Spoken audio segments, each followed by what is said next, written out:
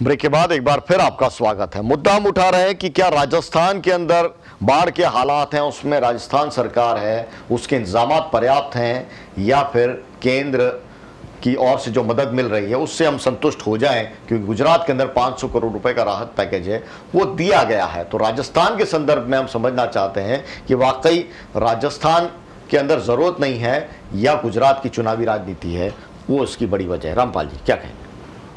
शायद सूर्यकांत जी, राजधर्म का पालन करना चाहिए सभी को, और राजा के लिए जो भी उसके शासन में रहते हैं सबको समान दृष्टि से देखना चाहिए।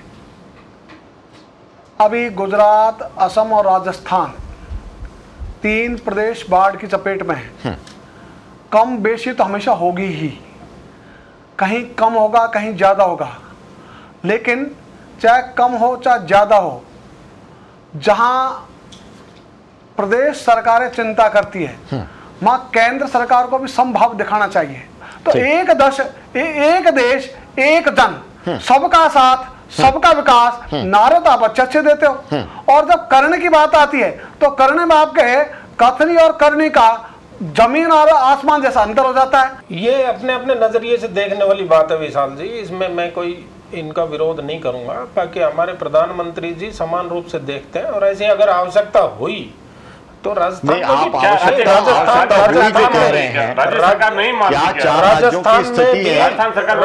में भी राहत पैकेज दिया जाए। 4 राज्यों की जो 4 जिले हैं उसकी स्थिति इतनी विकट नहीं मानते हैं क्या कि जहां पे दखल की जरूरत पड़ रही है, अगर वहां पे मॉनिटरिंग और हो जाती तो निश्चित रूप से वहां पे विकट स्थिति है। कल हमारी आदरणीय मुख्यमंत्री महोदया सर्वे करेंगी, उसके बाद में केंद्र को अवगत कराया जाएगा, और अगर राहत पैकेज की आवश्यकता होगी तो निश्चित रूप से राहत पैकेज भी देंगे सरकार। गुलाब चंद कटारिया का स्टेटमेंट केंद्र में भी सरकार हमारी। ओपी यादव जी, जो गुलाब चंद कटारिया जी का स्टेटमेंट था उसमें तो कहीं इस तरह की डिमांड है वो कहीं नजर ही नहीं। गुलाब चंद कटारिया जी ने मना भी नहीं किया, वो स्वाभाविक रूप से ले रहे हैं कि मांगी जाती है और दी जाती है। बिल्कुल बिल्कुल, उन्होंने मना भी नहीं किया। क्या इसके लिए कोई एक्शन प्लान है क्या कि हम डिमांड भी करें या नहीं? नहीं, उन्होंने मना क्या किया है, मना क्या किया? तो फिर गुजरात सरकार ये माना जाए कि बहुत ज्यादा मुस्तैदी से काम कर रही है। हमने बताया ना कि हम कोई सौतेला व्यवहार किसी मंत्री और सरकार की राज्य हिम्मत नहीं कि केंद्र सरकार किसी भी राज्य के साथ में हम सौतेला व्यवहार नहीं करते। और ये कांग्रेस के मेरे भाई बोल रहे हैं 5 में बांध क्यों नहीं माने? आप तो ये बता दीजिए, आखिर क्या राजस्थान की सरकार को बांध हमारी सरकार ने बनाया था क्या? डैम हमारी सरकार का बनाया हुआ है क्या? सरकार ने बनाया नहीं बनाया क्या? उसका मेंटेनेंस के नाम सरकार का क्या एकदम से बंद करके टूट जाता है? जब उसके आपको तो कांग्रेस को तो बोलने का हक ही नहीं है, मन में बोलने का हक नहीं। हर नहीं भारतीय जनता पार्टी को कांग्रेस को हक ही नहीं है। सबसे ज्यादा राजस्थान के अंदर स्थितियां आप कह रहे हैं कि अंडर कंट्रोल है राजस्थान सरकार के। आसाम में क्या है? आसाम में बाढ़ राहत के लिए 2,939 करोड़ रुपए की मदद मांगी गई है। केंद्र की टीम ने वहां नुकसान का जायजा भी लिया है। अब तक बाढ़ से 75 मौतें हो चुकी है, 25 लाख से ज्यादा लोगों की जिंदगी प्रभावित है। तो क्या इस पर केंद्र की मदद नहीं बनती? वहां की रिपोर्ट आ चुकी है, उसकी समराइज हो रही है, और उसका तुरंत अभी जल्दी कुछ समय में आप देखेंगे उसकी रात घोषणा हो जाएगी। ठीक है, रामेश्वर डूडी जी हमारे साथ में, नेता प्रतिपक्ष कांग्रेस के, वो जुड़ चुके हैं फोन लाइन पर। रामेश्वर जी स्वागत है आपका पत्रिका प्राइम टाइम डिबेट में। आपदा प्रबंधन को लेकर जो आप सवाल आपकी ओर से उठाए कांग्रेस की ओर से, क्या माना जाए, राजनीति है या वाजिब मांग लग रही है आपको? नहीं, ये इसमें कोई राजनीति नहीं है। कांग्रेस कभी भी राजनीति नहीं करती है ऐसे मामलों में। आज राजस्थान के अंदर कई जिलों के अंदर बाढ़ की इतनी भयानक स्थिति है, और कई लोग जो है उसमें फंसे हुए हैं, सैकड़ों लोग, और पशु मर गए। आप मतबेड़ा सांचौर के अंदर जो गौशाला है, सबसे बड़ी गौशाला है, उसमें 500 से ऊपर गायें जो है मर गई। आज सिरोही ले लो चाहे पाली ले लो, आज तक जो है वहाँ राजस्थान की मुख्यमंत्री वहाँ देखने गई नहीं।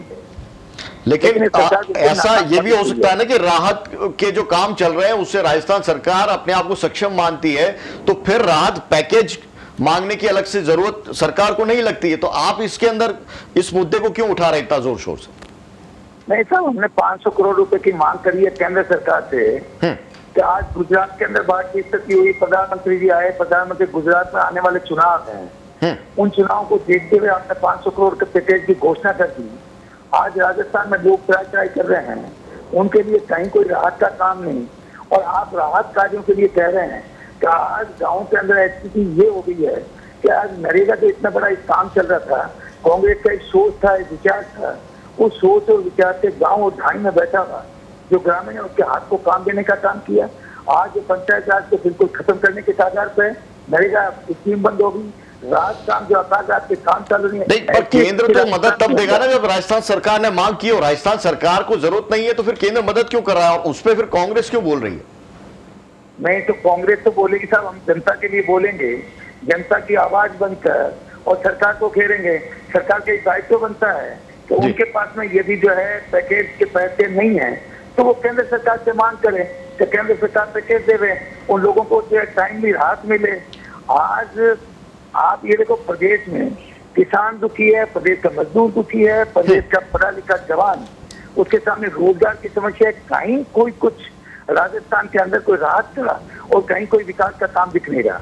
ठीक है, शुक्रिया रामेश्वर जी, हमसे फोन लाइन पर जुड़ने के लिए। आप बीकानेर में हैं और फोन लाइन पर जुड़े हैं। छोटा सा मुझे ब्रेक लेना पड़ रहा है, ब्रेक के बाद में रामपाल जी बहुत कुछ कहना चाह रहे हैं और ओपी जी और आशीष चौधरी जी को भी कहना है, राजेंद्र जी हमारे विशेष टिप्पणीकार हैं वो भी अपनी बात रखेंगे। छोटा सा ब्रेक ले लेते हैं, ब्रेक के उस पार होगी बात।